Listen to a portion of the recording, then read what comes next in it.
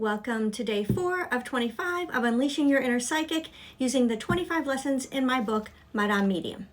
In the last 2 lessons, we talked about opening up your psychic pathways and the chakras associated with them and closing them down when you're done so that you create some boundaries with the spirit world.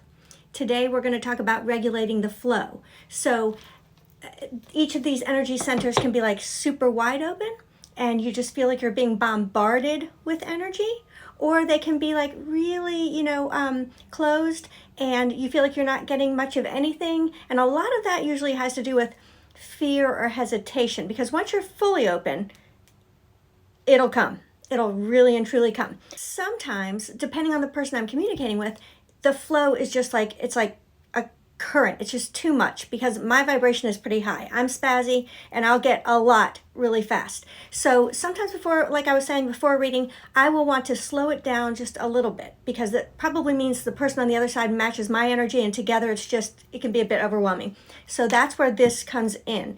I will take the time to imagine a wall, and on that wall there is a dial, and the dial is like on those old school TVs or the old school temperature controls.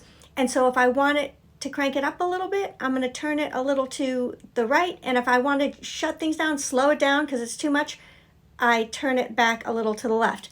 Again, you're not actually doing this. This is sending a signal to spirit. They're pretty good at picking up signals, and you'll be getting help from your guides because they're the ones that are helping you receive and deliver information. They'll know, okay, let's do what we can to dial it back a bit. I always find it interesting when I try this with new students.